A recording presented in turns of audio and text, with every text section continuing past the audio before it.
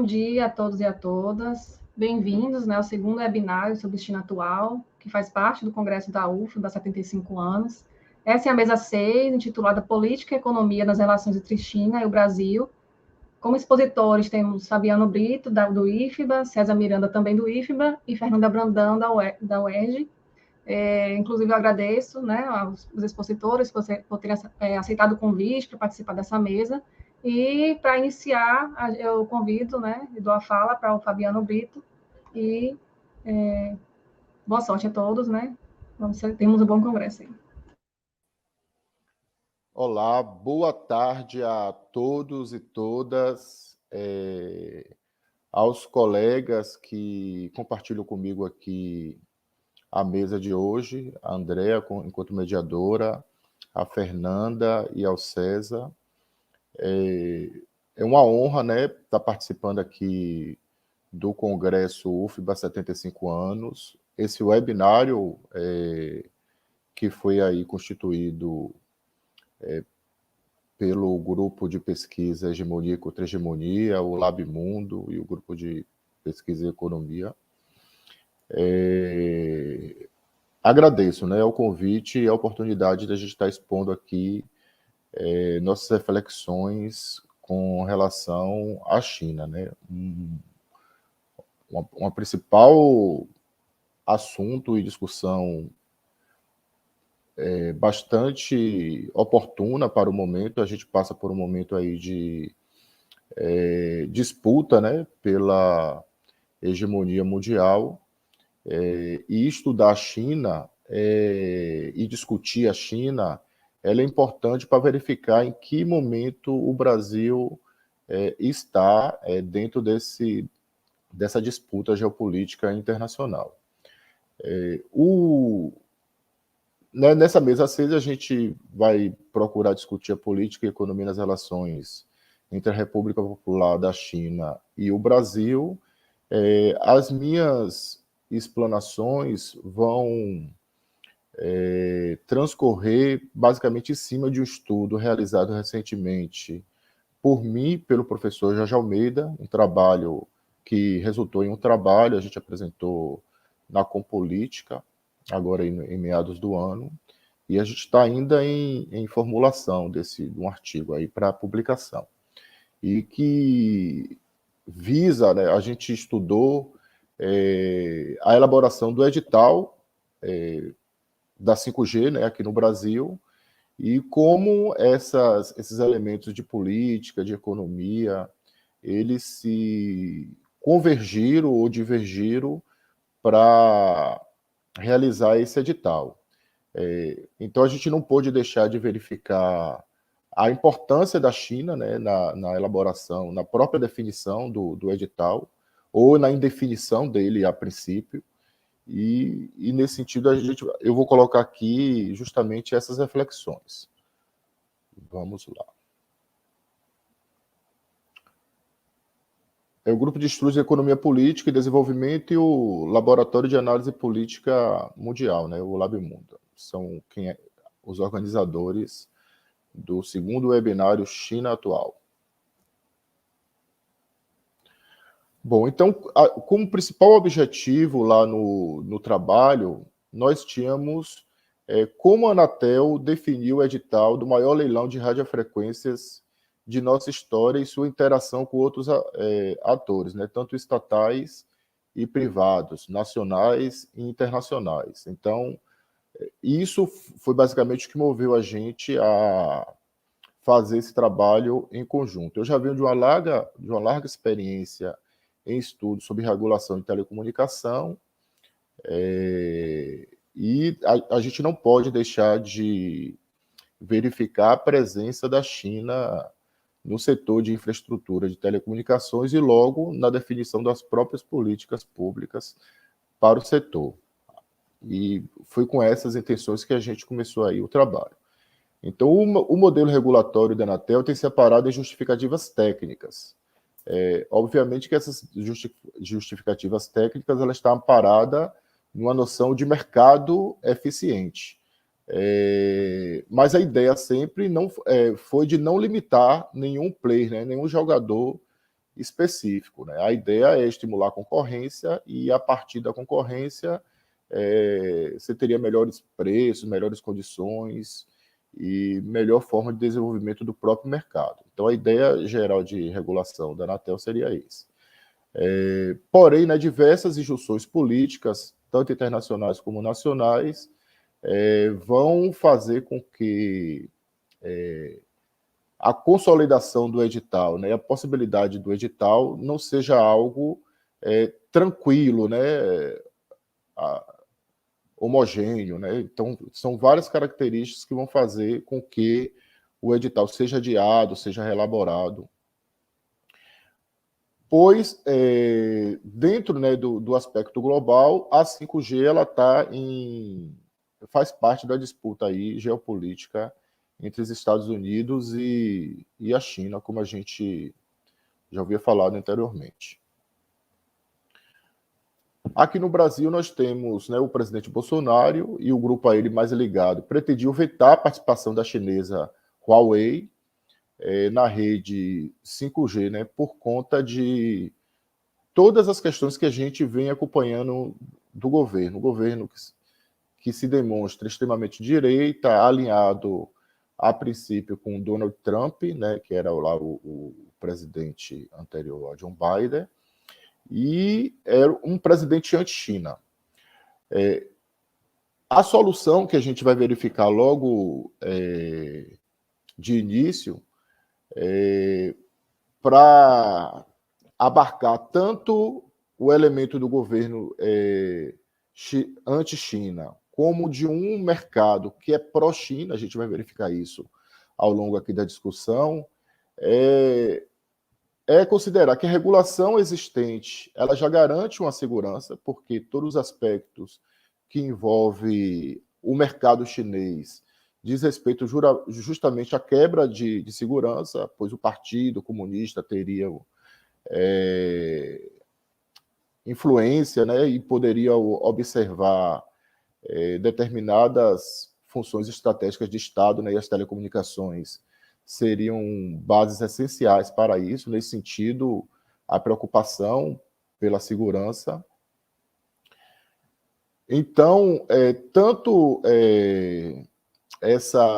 a saída que está sendo construída é que a pressão do mercado iria confluir o não banimento da participação chinesa dentro dessa nova organização da internet no Brasil, que seria a 5G. Embora, né, o governo ainda mantém, né, determinados discursos anti-China. Bom, o que é o leilão da 5G? Né? É a privatização de espectros eletromagnéticos que correspondem à venda de estradas, né, rodovias no espaço onde transitam dados virtuais. A 5G vem com grande promessa de revolucionar tanto em velocidade quanto em capacidade de armazenamento a internet brasileira. Então, se a gente tem hoje uma capacidade de armazenamento que é limitada, bem como a velocidade dentro do 5G, isso tende a se desenvolver bastante. Aliado ao elemento da inteligência artificial, isso vai dar todas essas confluências digitais ou convergências tecnológicas, fazem da 5G um elemento diferenciado, né, em relação às formas de tecnologia de internet até então existentes. Então, a 5G representa a capacidade quase ilimitada de armazenamento, além de trânsito sempre livre na navegação virtual. A ampliação da capacidade acompanhada de maior economia de energia, ou seja, você aumenta a produtividade diminuindo a energia direcionada para essa produção. As telecomunicações passam a ser cada vez mais integradas, passando a utilizar a inteligência artificial no controle do trânsito das cidades ou em cirurgias à distância, por exemplo. Isso, obviamente, é auxiliado por conta da própria inteligência artificial e da possibilidade da internet massiva, né, que é diferente de comunicação de massa. A internet massiva significa que ela tem condições de ter grandes volumes de dados, né?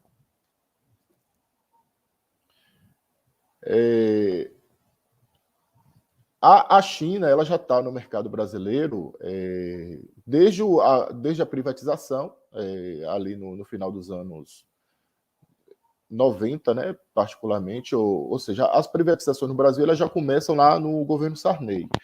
Porém, ela vai passar por Collor, por Itamar Franco, de maneira tímida ainda, mas é no governo FHC que ela vai atingir grande volume e amplitude, né? Aí a gente vai ter exemplos aí da Vale do Rio Doce e das próprias telecomunicações brasileiras. E no final de 1900 da década de 90, né, a Vale ela é privatizada em 96 e as telecomunicações em 97. Então, ao final, né, nessas últimas 3 décadas, que começa a haver uma aproximação da China para o mercado brasileiro. Então, naquele momento, né, a China ela vai se despontar com cerca de 70% do mercado de infraestruturas para as redes 3G.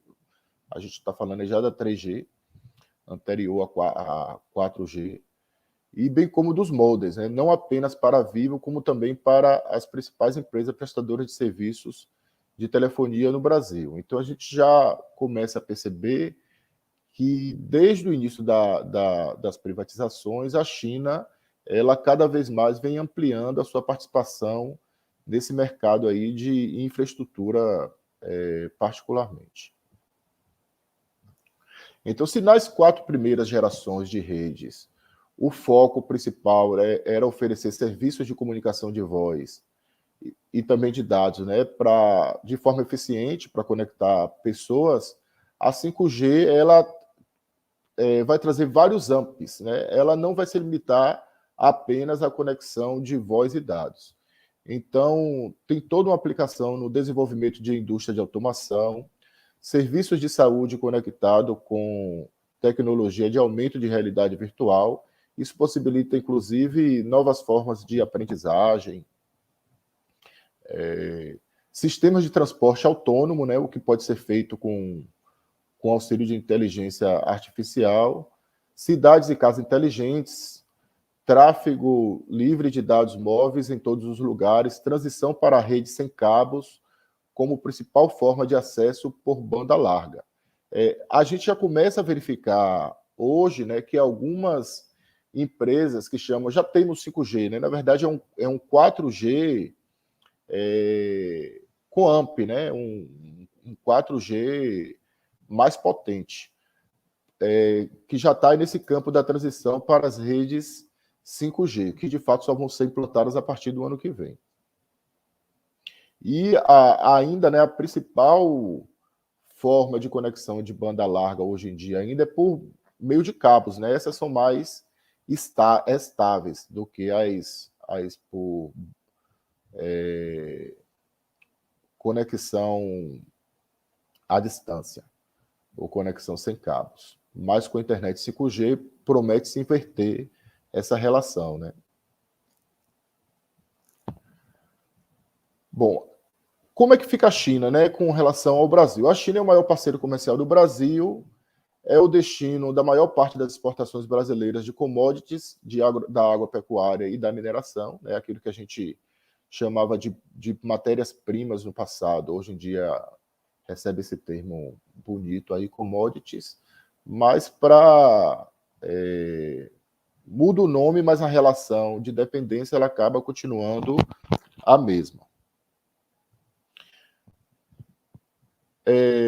E a Huawei, né, que é a maior empresa em rede de comunicação do mundo, é detentora de cerca de 50% do mercado brasileiro de infraestrutura. Para a gente, ou seja, a China ela não é só o maior parceiro comercial brasileiro no todo, né, mas especificamente em relação às telecomunicações, ela tem um grande peso, uma vez que sozinha detentora de 50% desse mercado de infraestrutura. A gente tinha uma hipótese quando começou lá o trabalho, e essa hipótese acabou se confirmando com a realização, a elaboração e a definição do edital. Então, que apesar das preferências políticas e ideológicas do presidente brasileiro e da forte oposição dos Estados Unidos à China, né, de maneira geral, a Huawei não está sendo excluída devido às pressões favoráveis de grandes empresas nacionais e transnacionais que atuam no Brasil e seus representantes nas elites políticas e na sociedade civil. Então, essa era a nossa hipótese principal, que apesar do Brasil estar com um governo de extrema-direita, com um discurso anti-China, não só dele, mas como uma porção de elementos chaves do seu governo, aliado à política norte-americana. Primeiro com...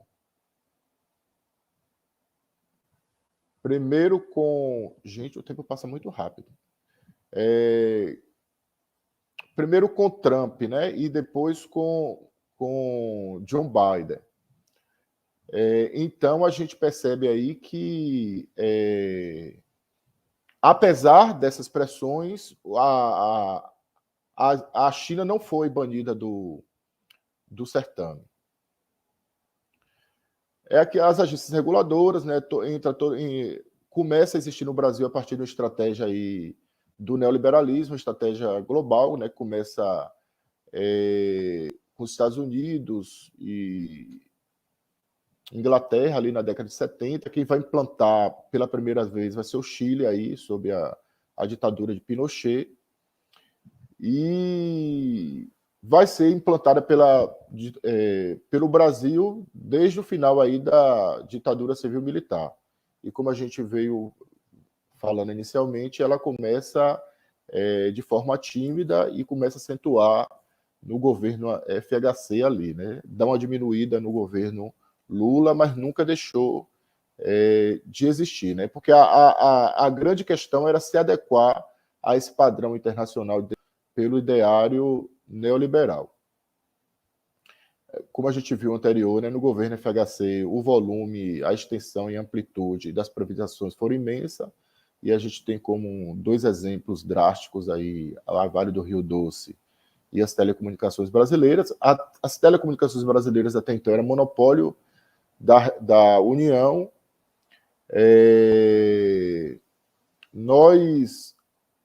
As telecomunicações, ela é privatizada com a Lei Geral de Telecomunicações, né, que cria, inclusive, a agência reguladora, que vai ter função agora muito mais de árbitro, né? Ou seja, o Estado ele deixa de ser um provedor dentro da economia e passa a ser mais um juiz, um fiscalizador, né? Vai regular. Essa é a ideia do Estado. Diferente do liberalismo antigo, né, onde quanto menos presença do Estado, melhor. No neoliberalismo, o Estado ele é uma peça-chave, porque é ele que vai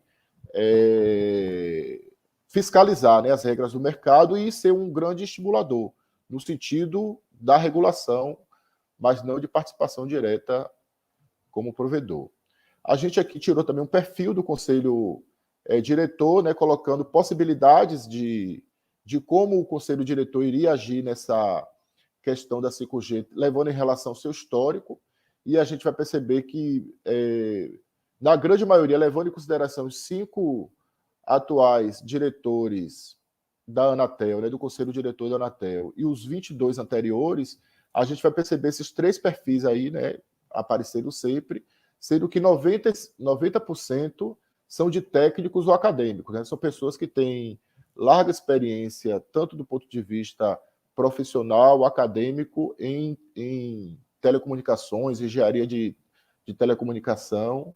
Por fim, a gente conta os outros 2 perfis, que é o político e o de mercado, né? Sendo que não há um isolamento, né, desses elementos, né? Por exemplo, o pessoal que deu perfil de mercado, apareceu o perfil de mercado, eles todos têm um perfil também técnico. Então, existem relações desses perfis. A gente percebeu, né, os interesses conflitantes envolvendo as operadoras de comunicação, o governo e o próprio desenvolvimento tecnológico. As operadoras, em princípio, não queriam que o edital fosse promulgado agora, porque elas queriam fazer a promoção da 5G a partir das suas próprias potencialidades, mas foi uma premissa governamental, né? O edital ele começa a ser elaborado lá em 2018, são 3 anos para elaborar esse edital, são vários protocolos, né? Vários procedimentos.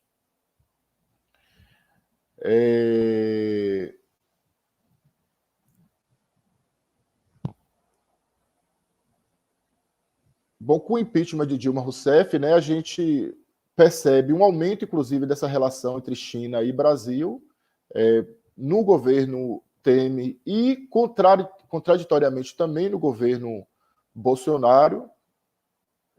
A gente percebe aí que a China tem uma grande influência, não só econômica, mas também passa a ser política. E esse lobby foi super importante para a queda do ministro do chanceler brasileiro, né, do ministro das Relações Internacionais, do ministro da Educação e da própria mudança lá da Comissão de Relações Internacionais da Câmara dos Deputados, que era presidida por Eduardo Bolsonaro, que também vai cair.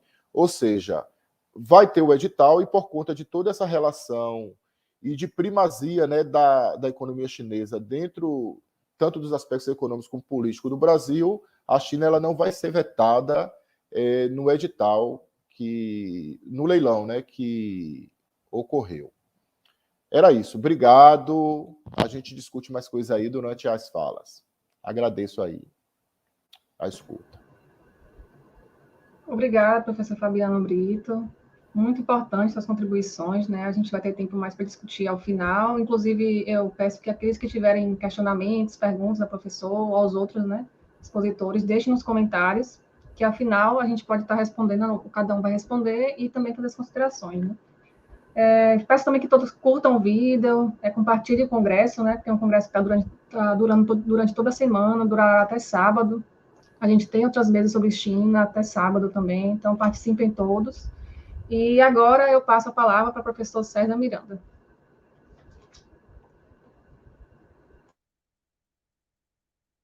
Olá, bom dia a todos e todas. Primeiramente, queria agradecer o convite para participar do Congresso da UFBA, sobretudo desse momento da política que estamos vivendo, de grande ataque, né, do governo federal às universidades, à pesquisa, ao ensino, à extensão, de modo geral, e que se faz fundamental essa discussão, né, esse congresso, todo esse debate. E queria também agradecer, saudar aqui os demais membros da mesa, né, a Fernanda, a André, a Fabiano, e aos membros também do grupo de pesquisa Processo de Hegemonia contra a Hegemonia, na qual faço parte, que também faz essa discussão desse tema no grupo. E também saudar o professor Jorge Almeida, né, que é o professor pesquisador, onde eu desenvolvo essa pesquisa conjuntamente com ele. Ok? Bem, gente, inicialmente eu queria, como o tempo é curto, né, o tema da nossa pesquisa é os negócios da China representados pela imprensa brasileira, no caso Folha de São Paulo. Essa pesquisa ela está em andamento ainda, né, como eu falei aqui anteriormente, ela está sendo feita por mim, pelo professor Jorge Almeida, que é professor do Departamento de Ciência Política da UFBA, na qual a gente analisa como a imprensa brasileira tem visto essa relação do Brasil com a China. Nessa pesquisa, a gente analisaria os 3 principais jornais do Brasil, a Folha de São Paulo, o Globo e o Estadão. Porém, nessa pesquisa inicial, a gente se detém a Folha de São Paulo para poder fazer essa análise. Ok? Bem, o objetivo geral é investigar as representações que a Folha de São Paulo produz sobre a China nos seus editoriais. Então, nós nos detivemos nos editoriais da Folha de São Paulo para poder investigar essa representação que a Folha produz sobre a China. Lembrando mais uma vez que a ideia é analisar também os outros 2 grandes jornais, a Folha e o Estadão. Bom, os objetivos específicos são os seguintes: é investigar qual o tratamento dado pelo jornal ao regime chinês ao presidente Xi Jinping, o tratamento dado pela China à pandemia da Covid-19, as relações econômicas Brasil-China, as relações diplomáticas Brasil-China e a emergência mundial daquele país asiático. Ela se justifica pela importância atual da China no cenário internacional como principal parceiro econômico do Brasil e pelos conflitos que tem envolvido o governo brasileiro com o país asiático, né? Fabiano já citou aqui anteriormente que isso é um dado já muito conhecido, de que a China hoje é o principal parceiro comercial do Brasil. Daí a importância e a relevância dessa questão, sobretudo, né, não só para essas análises de pesquisa, mas também para a concepção do liberalismo brasileiro. Bom, essa relação do Brasil com a China, né, nesse período, ela vem desde o governo FHC. Então, não se inicia propriamente no governo Lula e Dilma, como alguns poderiam imaginar, mas no governo FHC, Fernando Henrique Cardoso, essa relação já começa a ser estabelecida. Ela se amplia no governo Lula e Dilma, tá? Estabelece uma parceria mais evidente. Porém, mesmo com a queda da presidente Dilma Rousseff, o governo Temer não só mantém, como amplia essa relação. Então, a China se consolida, de fato, como o principal parceiro comercial do Brasil, nesse período, para a satisfação de alguns e para insatisfação de outros. Por que é que eu digo isso? Porque no governo Bolsonaro, essa relação se mantém, mesmo com toda a crítica que é feita pelo núcleo do governo Bolsonaro, né, aquele núcleo chamado mais ideológico, né? Eu digo chamado porque nós temos discordância em relação a essa denominação, mas é como a imprensa trata e denomina esse grupo, né? Não vamos entrar nessa discussão, mas temos discordância como a imprensa denomina esse grupo, até porque todos têm uma posição ideológica, tá? Só para ressaltar, existe aquele grupo dentro do governo que é mais ligado, né, ao então ministro das Relações Exteriores, né, Ernesto Araújo, ao próprio presidente da Comissão de Relações Exteriores da Câmara, Eduardo Araújo, e o ministro da Educação também da época, né, o Abraham Weintraub. Que esse núcleo é que vai produzir, né, os maiores atritos nessa relação. Bom, em relação à emergência da China no mundo, a China ela se configura como a segunda potência capitalista mundial. Já no final da década de 70, o objetivo de transição ao socialismo foi substituído por uma estratégia de abertura ao mercado e prioridade no desenvolvimento das forças produtivas. Então, a gente vê aí uma transição de concepção nesse período, já na década de 70. Então, isso não é uma coisa tão recente como alguns poderiam imaginar. Bom, assim, qual é o referencial teórico que a gente vai utilizar para poder a gente analisar essa questão? Na interface entre a ciência política e as relações internacionais, trabalhamos aqui principalmente com os conceitos de imperialismo e dependência, como são tratados na tradição teórica do marxismo e suas atualizações, além de obras que tratam particularmente da inserção da China na ordem mundial capitalista, tá? Então, na verdade, a gente se baseia por esse referencial teórico. Utilizamos também a abordagem de enquadramento, de framing, que parte da ideia de que a mídia não é uma mera fonte de informação objetiva e imparcial para a audiência, e sim uma orientação estruturada. Aqui já é também uma discussão que nós fazemos em relação, uma discussão teórica em relação à imprensa, ou seja, não só as questões estruturais, mas também como a imprensa trata essa questão. Assim, os enquadramentos são entendidos como marcos interpretativos, que orientam as pessoas a darem sentido a determinados acontecimentos no tipo de padrão mais ou menos sistemático ou continuado. Entretanto, de acordo com a abordagem da codificação e decodificação, a recepção da comunicação tem possibilidade de leitura com significado diferente daqueles produzidos pelo emissor do discurso. Portanto, o nosso objetivo é identificar as representações sociais da China, presentes nos editoriais da Folha de São Paulo, independentemente dos efeitos que possam estar produzidos na audiência.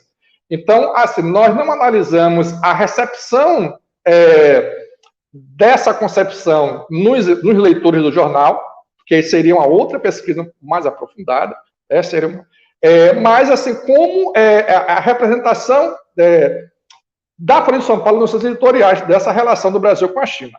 Para cumprir nosso objetivo, essa nossa pesquisa utiliza uma metodologia que combina técnicas quantitativas e qualitativas, fazendo uma análise de conteúdo dos editoriais do jornal online. Então, nós analisamos, né, os editoriais do jornal Folha de São Paulo de janeiro de 2020 a maio de 2021 e coletamos os seus editoriais.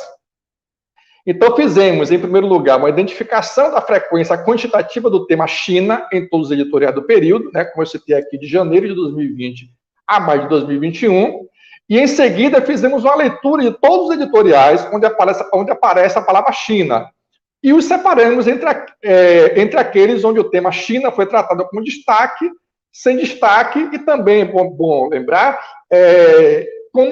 de forma ausente também, onde não aparece em situação nenhuma, tá?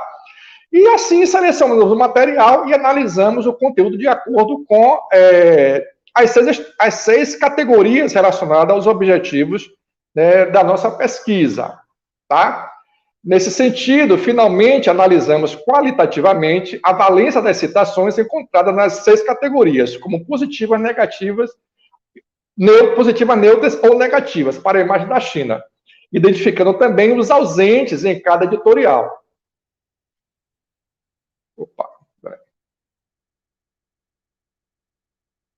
Como vimos, o problema metodológico desse tipo de pesquisa pode ser analisado a partir da abordagem de codificação e decodificação. Na nossa classificação, como sujeitos pesquisadores do que é positivo, negativo e neutro, não podemos simplesmente partir de nossas posições pessoais sobre o risco de nos afastarmos muito de análise objetiva. Assim, nosso esforço de objetivação nos faz ir para o lugar de quem lê o jornal a partir de um senso comum sobre os assuntos tratados no jornal. Senso comum, talvez, sustentando numa racionalidade pragmática. Ficamos assim numa situação em que, primeiro, por um lado, há um olhar da codificação feita por quem escreveu o jornal. Segundo, o nosso olhar que fez um esforço de objetificação não garantida. Terceiro, os diversos olhares presentes na decodificação dos leitores, cada um partindo dos seus referenciais, ressignificados sociais, culturais, políticos e ideológicos. Isso é importante a gente ressaltar, ok? Bom, aí é o seguinte, qual é a descrição do resultado? A gente analisamos 512 edições do jornal, desse período compreendido que eu citei anteriormente, de janeiro de 2020 a maio de 2021, e nesse período, 86 editoriais tratavam da China nesse período, tá? E com destaque foram 19 desses 86, porque muitos apenas faziam uma citação sem qualquer análise mais profunda. E foram 67 editoriais que tratavam a China sem destaque. Então, nós nos detivemos nesses 19 editoriais que tratavam a China com destaque, porque tinham uma abordagem mais profunda. Então, é o seguinte, nessa análise de editoriais, onde nós nos detivemos nos 19 que citamos, analisamos as seguintes características: o regime político da China, o presidente chinês Xi Jinping, a relação da China com a pandemia da Covid-19, as relações econômicas Brasil-China, as relações diplomáticas Brasil-China e a emergência mundial da China. Então, nós, em cima desses 19 editoriais, analisamos esses tópicos, esses itens. E aí encontramos as seguintes situações. O regime político da China, ele aparece de forma positiva, não aparece de forma positiva em nenhuma edição, até porque, diferentemente da relação como ela vai tratar o presidente Xi Jinping, que vocês podem ver na segunda linha, a Folha de São Paulo trata a China como um país autoritário, como uma ditadura, ok? E aí vocês podem ver que são 7 posições, né, 7 edições que tratam o regime político chinês de forma negativa. E em 10 edições esse tema está ausente, mas onde aparece, em sua maioria, aparece de forma negativa, tá? Sempre ressaltando como um país autoritário, como uma ditadura. Já o presidente Xi Jinping, de forma interessante, que isso aí merece um estudo mais aprofundado, que nós iremos fazer, ele aparece de forma positiva em uma edição, porém de forma negativa em nenhuma edição desses 19 editoriais. Uma hipótese que eu levanto, muito pessoal, é de que talvez a postura pessoal do presidente Xi Jinping influencie um pouco nisso, que ele é um pouco mais formal em suas posições públicas, né? Um pouco mais discreto nas gesticulações, então talvez isso tenha alguma influência. Isso aqui é apenas a hipótese que eu levanto ainda para poder fazer uma análise maior. O presidente Xi Jinping está ausente em 10 edições editoriais do jornal. A relação da China com a pandemia aparece de forma positiva em 6 editoriais, lembrando que a Covid-19, né, a descoberta de uma vacina pela China causou essa visão um pouco mais positiva da China nessa relação.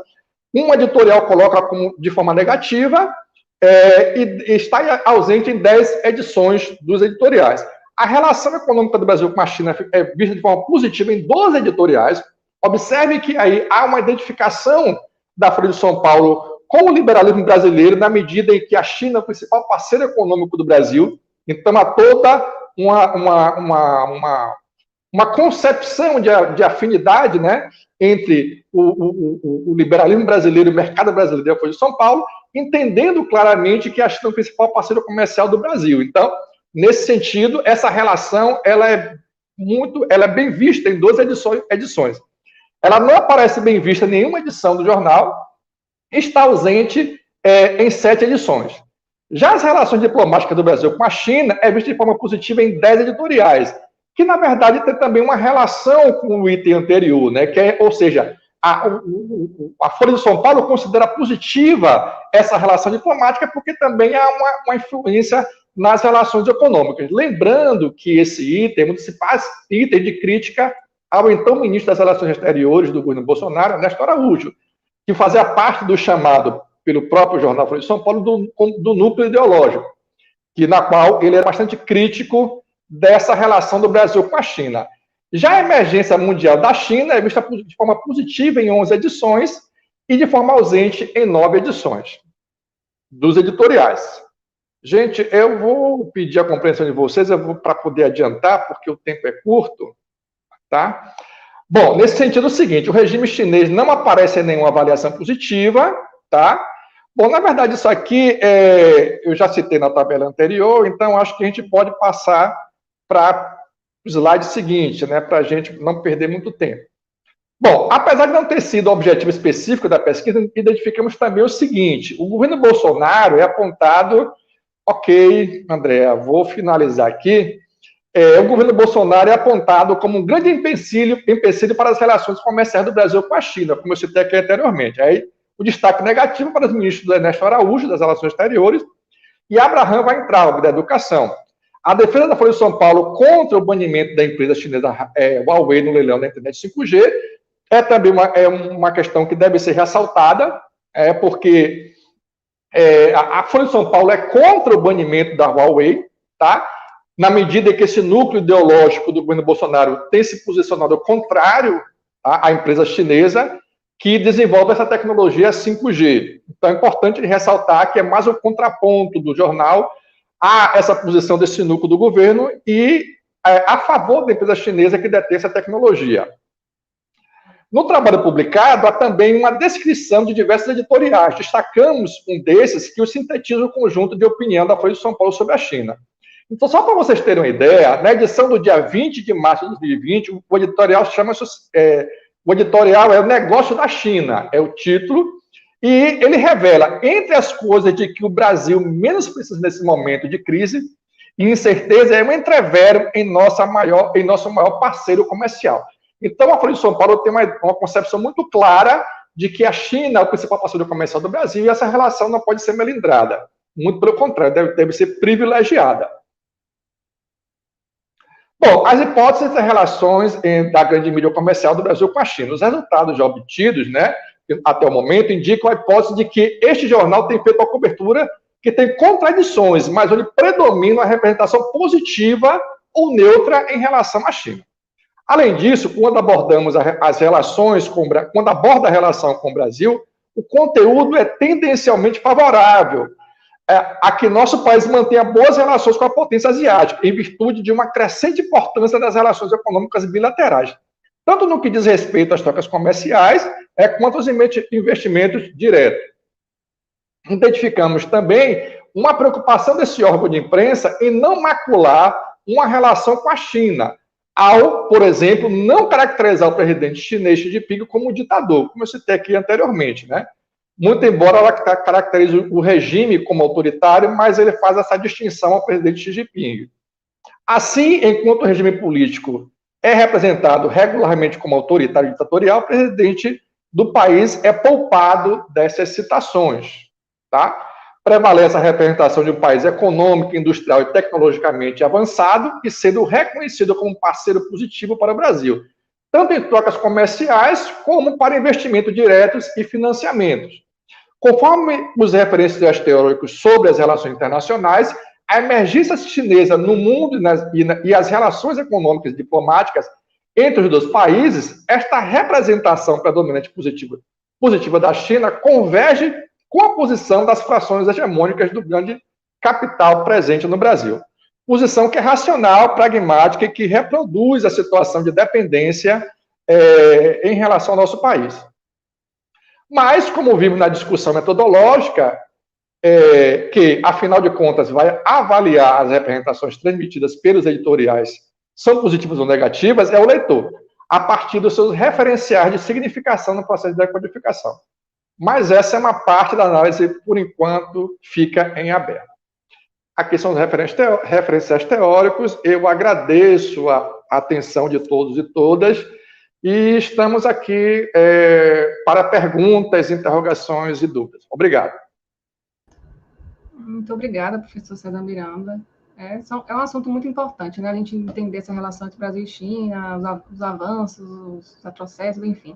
Então, a gente sabe que é uma discussão que a gente tem que trazer sempre para quando se estuda China, quando se estuda Brasil, né? Eu relembro a todos, né, que para fazer questionamentos, utilizem o chat, que ao final das 3 apresentações, nós abriremos para os 3 professores utilizarem o espaço para poder responder. Então, utilizem isso bem, gente, agora, até o final. E peçam a todos que curtam o vídeo também e compartilhem o congresso, né? Nossa última palestrante vai ser a professora Fernanda Brandão e eu passo agora a palavra para ela. Bom dia a todos e todas que estão nos assistindo. É uma alegria para mim estar de volta no Congresso da UFBA. Eu fiz meu mestrado na UFBA em Relações Internacionais. Hoje eu sou doutoranda na Universidade do Estado do Rio de Janeiro. Então é com muita alegria que eu volto para participar do Congresso, a convite do PPGRI, do professor Renildo. Aproveito para saudar também meus demais colegas de mesa, a professora Andréia, os professores César e Fabiano, também para parabenizá-los pelas apresentações muito interessantes que fizeram. Então, a minha apresentação vai ser um pouco diferente. Eu vou abordar a partir de uma perspectiva mais sistêmica da política internacional. Meu objeto de pesquisa é a ascensão chinesa desde a minha graduação. Foi algo que sempre me despertou curiosidade e eu queria entender, então, qual o impacto dessa ascensão chinesa na economia política internacional, né? Então, comecei estudando pelo comércio, qual o impacto da redistribuição de poder no sistema e a ascensão chinesa na rodada Doha, né, da OMC. Depois, no meu mestrado na UFBA, eu estudei os impactos da ascensão financeira sobre a regulação do sistema financeiro e monetário internacional. E agora, no doutorado, eu sigo estudando a ascensão chinesa por uma ótica um pouquinho diferente, mais focada nas capacidades materiais de poder que são necessárias para que a China se torne uma possível poder hegemônico no futuro do sistema internacional, né? Então, a partir dessa perspectiva mais sistêmica e partindo de uma abordagem teórica mais próxima de Robert Gilpin e a teoria da estabilidade hegemônica que eu faço a minha análise, né? E o intuito é entender como é que as relações Brasil-China se encaixam dentro desse cenário que é identificado como cenário de transição de poder, né?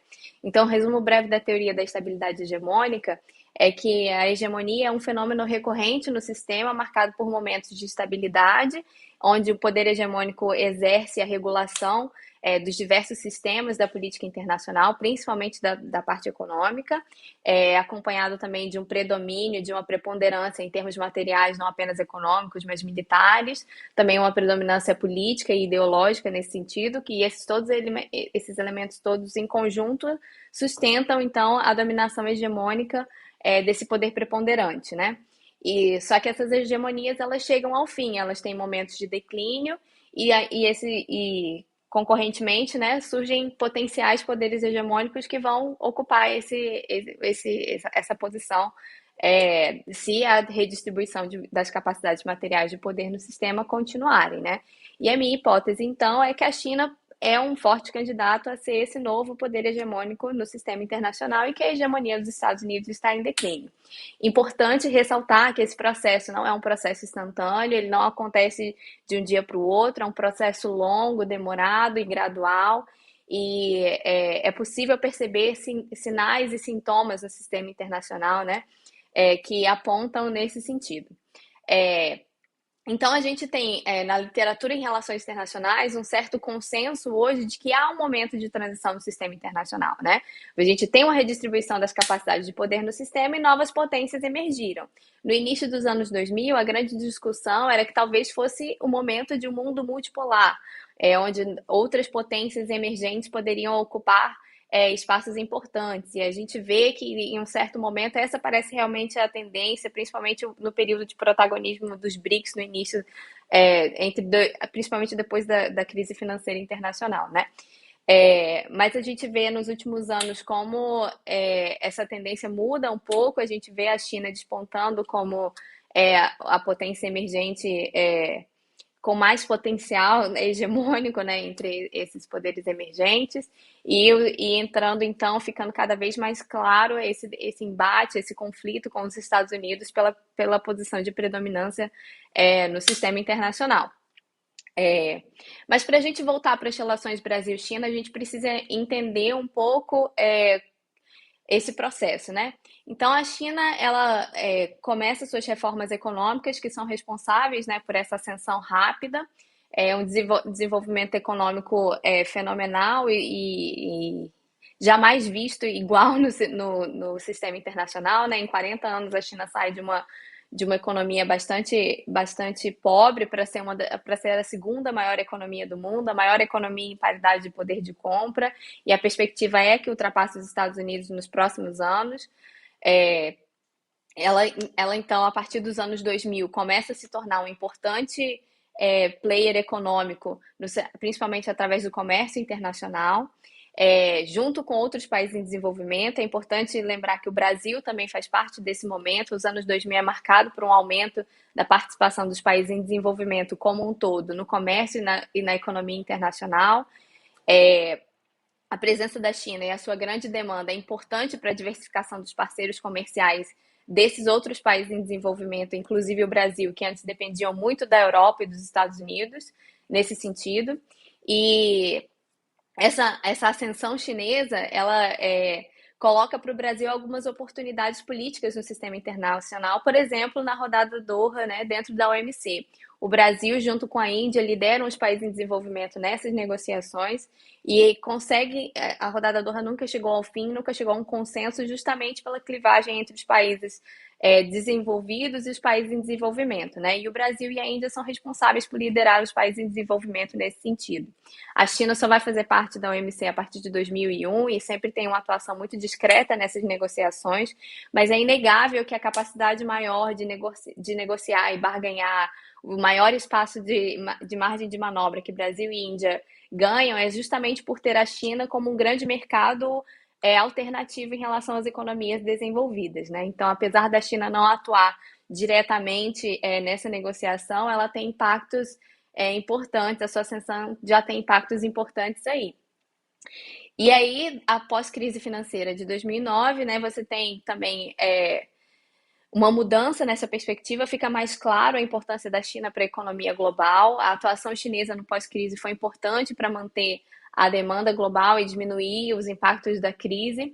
E os Estados Unidos, que é a economia mais forte, a economia mais considerada, né, fonte de estabilidade no sistema, a economia hegemônica, então se mostra como a fonte de instabilidade, e há uma percepção maior de que talvez realmente os Estados Unidos estejam em declínio, já não tem mais a capacidade de continuar exercendo a regulação, o direcionamento, né, a governança hegemônica da economia internacional como antes, e que é inegável que a economia chinesa tem um grande impacto nessa nova realidade, né? E a partir, então, dessa crise, a gente tem alguns marcos importantes também na relação da China com o Brasil. É a partir de 2009 que a China se torna o principal parceiro comercial do Brasil.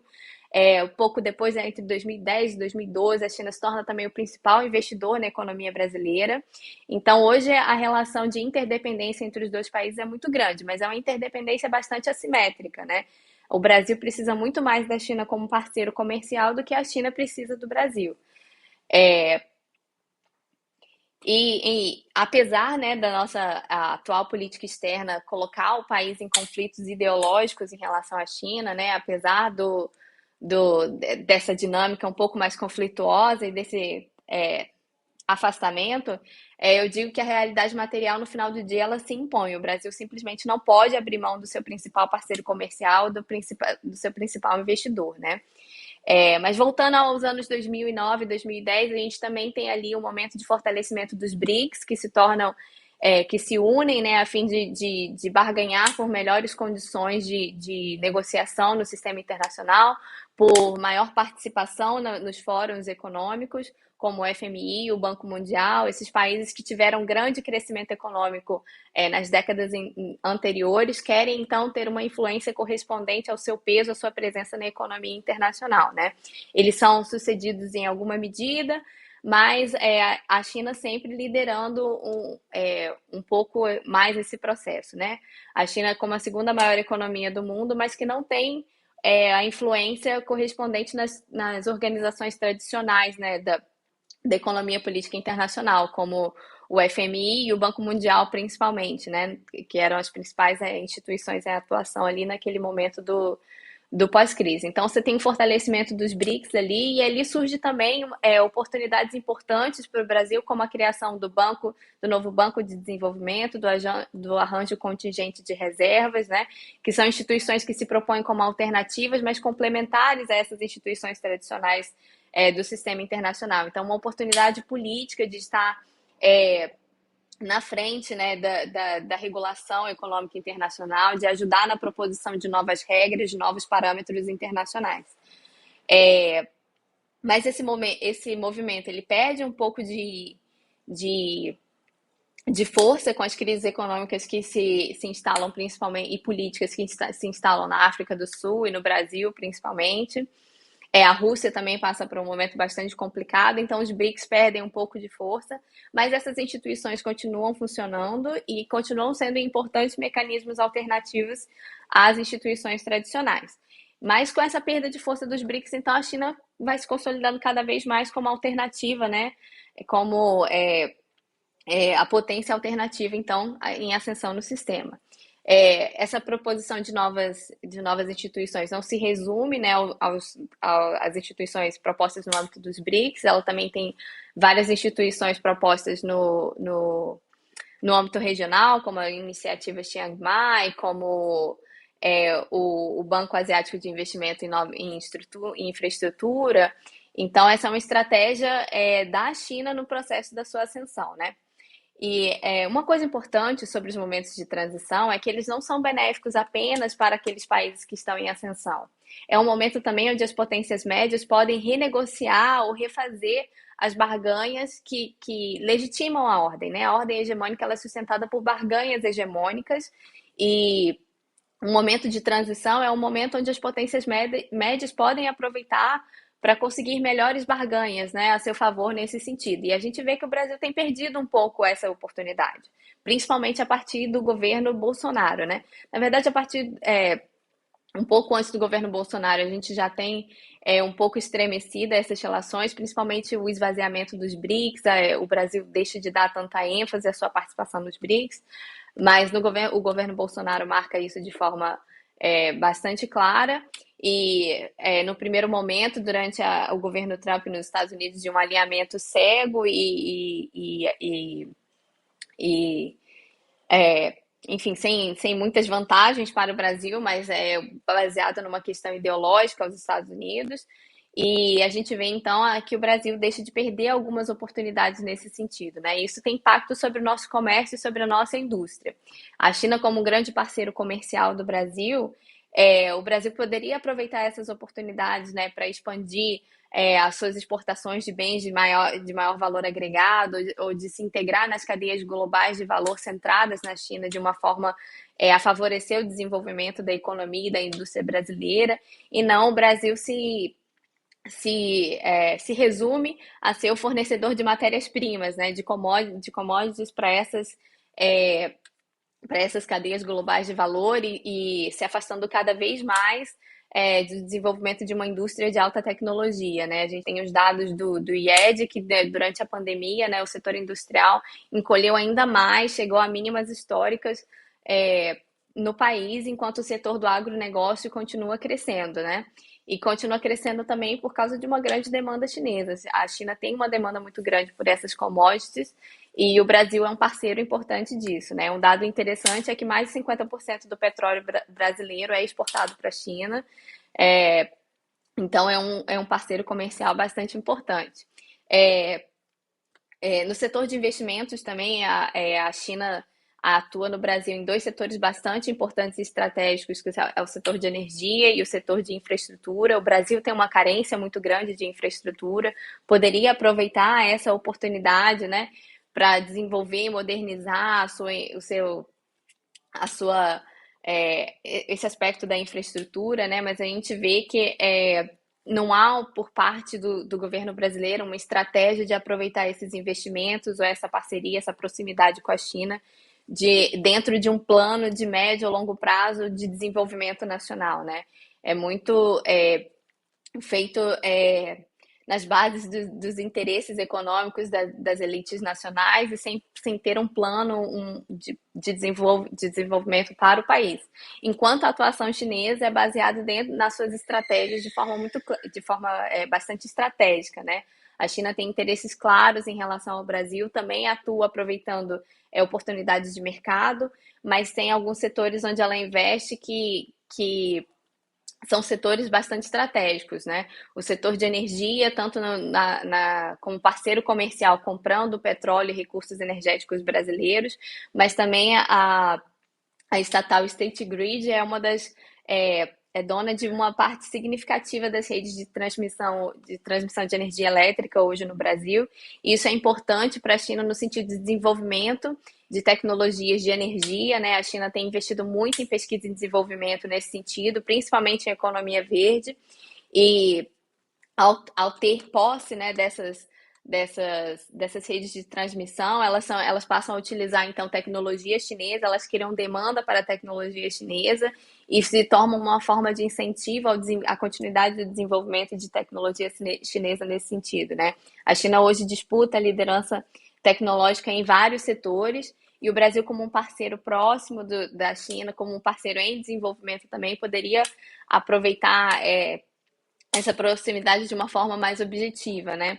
Mas para o seu próprio interesse, ao invés de permitir apenas que a China atue de forma estratégica para a continuidade do seu desenvolvimento e da sua ascensão, né? Enfim, a questão do 5G entra dentro desse mesmo contexto, né? Certo, 5 minutos. Enfim, então, em resumo, né, as relações Brasil-China, elas são marcadas por essa dinâmica de transição de poder no sistema.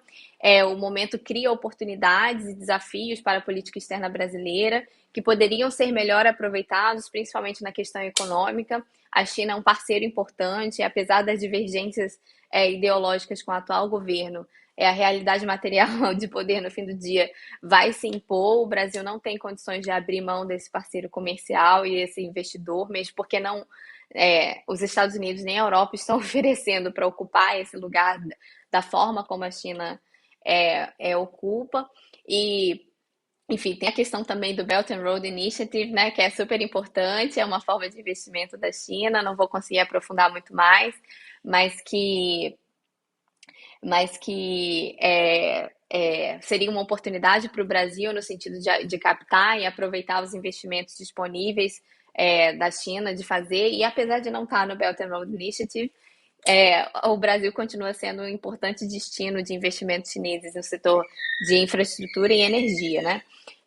Mas, enfim, o Brasil poderia ter uma atuação de maior protagonismo como representante da América Latina ou da América do Sul dentro do Belt and Road e, enfim, por picuinhas ideológicas, a gente vai se afastando dessa posição de protagonismo nesse momento onde o Brasil poderia encontrar uma posição onde ele pudesse beneficiar mais, né, politicamente, onde ter uma atuação mais assertiva no sistema internacional e encontrar e influenciar mais, né, os parâmetros, enfim, da economia internacional.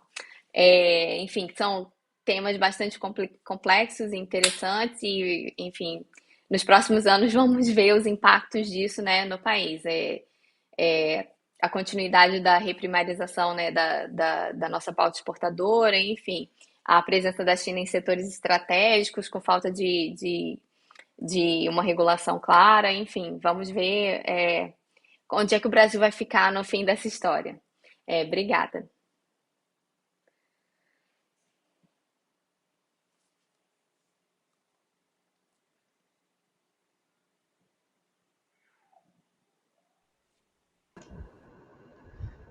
Muito obrigada, professora Fernanda, aos professores Fabiano, meu professor Sérgio, né? A gente vem finalizando a mesa. De antemão, queria agradecer, né, aos professores por terem aceitado participar dessa mesa, dessa discussão, dizer que as mesas continuam acontecendo, né, com outros temas até o sábado, para vocês acompanharem, né, o pessoal que está assistindo, acompanha a programação, compartilhem o congresso, participe, né, porque esse congresso é de grande importância, né, está sendo muito bem assistido, participado, mesmo agora na pandemia, então a gente tem que contribuir com isso, né, e divulgando para que mais pessoas possam participar e discutir temas tão importantes como a China, né, como a China, o Brasil, as relações, enfim, como a gente tem feito aqui nesse webinário também. Eu vou dar o espaço para os professores, né, para poderem finalizar, fazer a fala final, responder os possíveis questionamentos que tenham surgido. Acredito que tenha surgido apenas um, que eu visualizei aqui, que é do Romilson. Ele perguntou se é adequado considerar a China como segunda maior potência capitalista, ou seria mais apropriado considerar a China como uma nova formação social. No mais, as pessoas estão parabenizando, né, as apresentações, e é isso. Eu vou passar para os professores terem entre 5 e 6 minutos para poder finalizar, porque a gente tem até meio-dia, né, para poder finalizar, fazer a fala final e poder responder também esse questionamento, caso acham necessário. Muito obrigada a todos. Começo pela ordem mesmo de apresentação, né? Primeiro o professor Fabiano, depois César e, por último, Fernanda. Obrigada.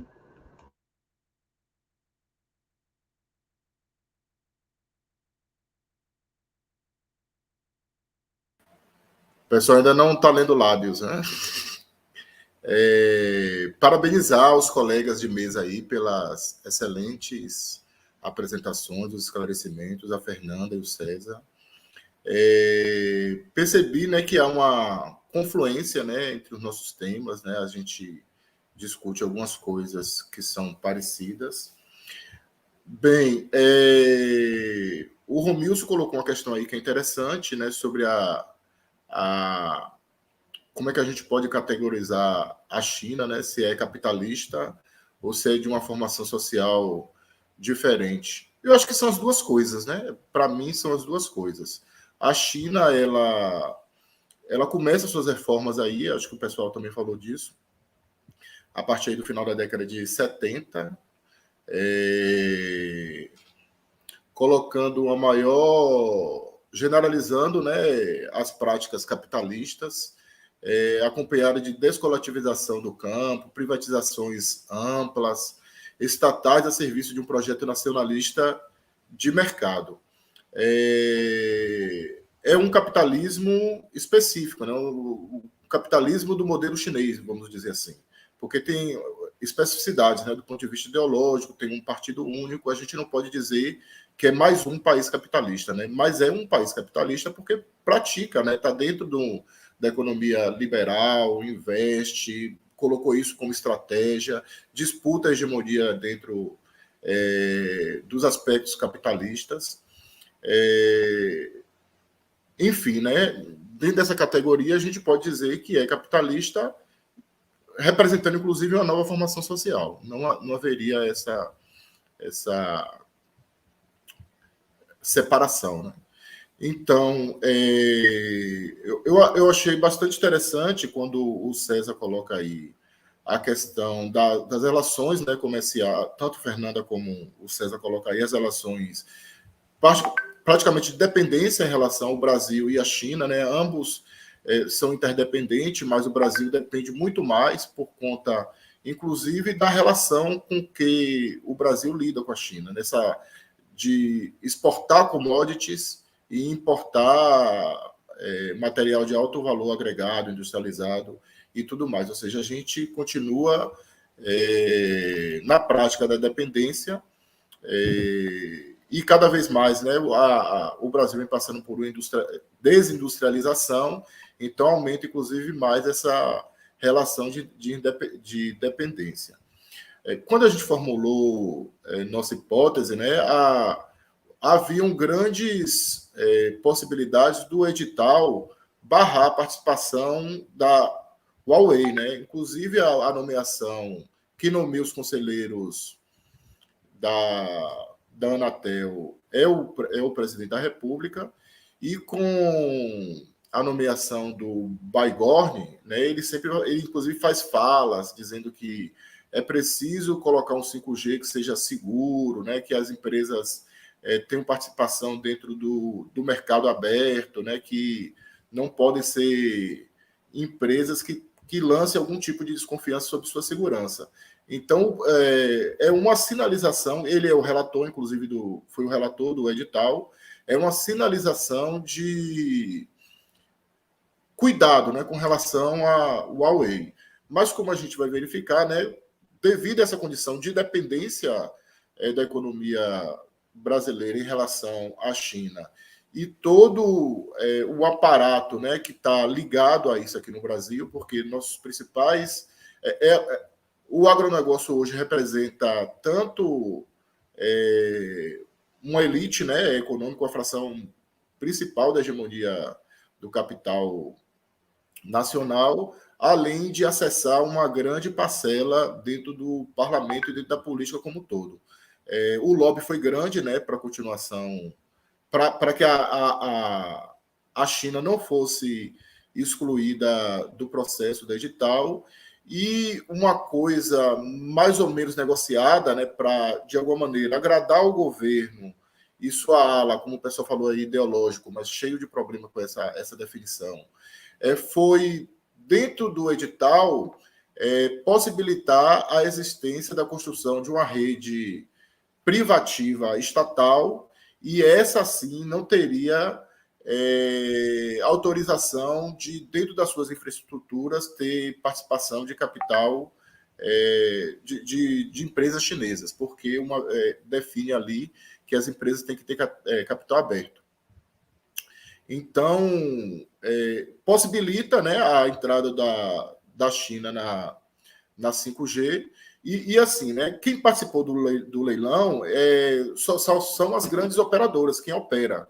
Essas empresas chinesas, basicamente, elas trabalham com infraestrutura, né, promovendo e disponibilizando as máquinas, o maquinário para essas grandes operadoras. Bom, eu vou ficar por aqui, deixar para os meus colegas fazerem as considerações. Agradeço aí mais uma vez a oportunidade, né, parabenizar a UFBA aí pelo seu congresso de 75 anos, a organização desse segundo seminário sobre a China atual, a André aí na sua mediação. Agradeço. Concluí.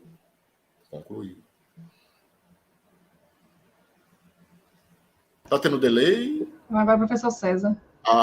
Ok. Eu estava aguardando a finalização. Gente, primeiro eu queria aqui parabenizar as apresentações dos colegas, né? Brilhantes apresentações, pesquisas realmente muito relevantes e interessantes. Bom, em relação à pergunta de Romilson, né, se é adequado considerar a China como a segunda maior potência capitalista, ou seria mais apropriado considerar a China como uma nova formação social?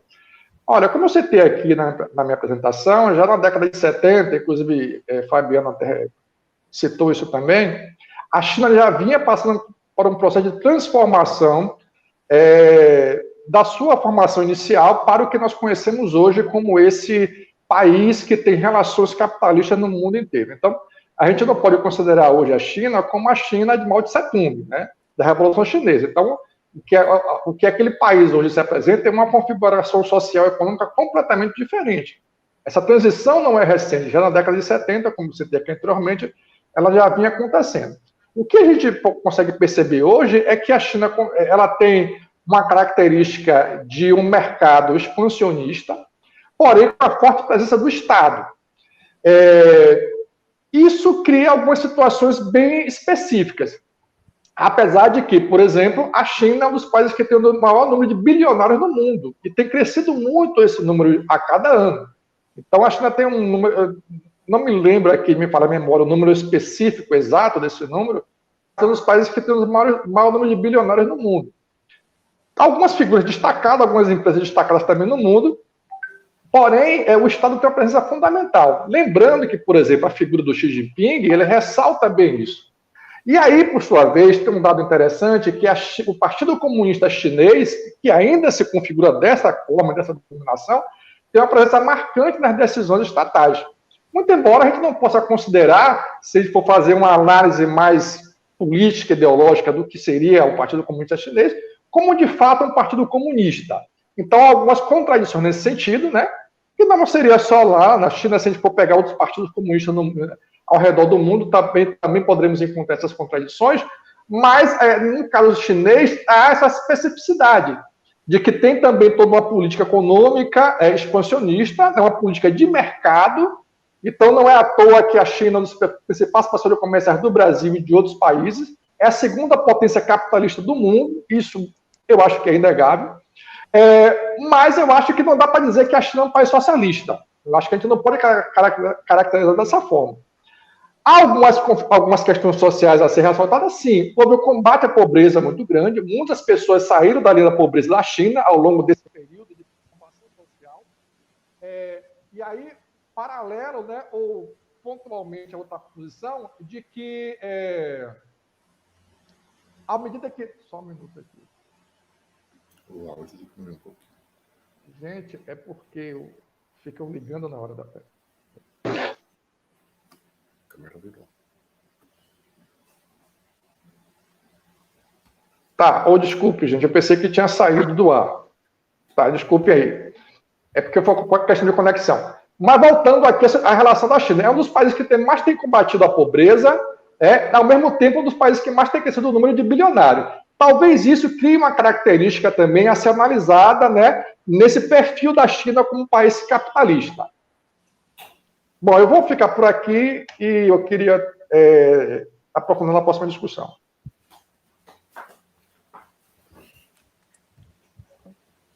Posso? Mais uma vez, parabenizar os colegas, eu acho que de alguma maneira nossas apresentações se complementam, né?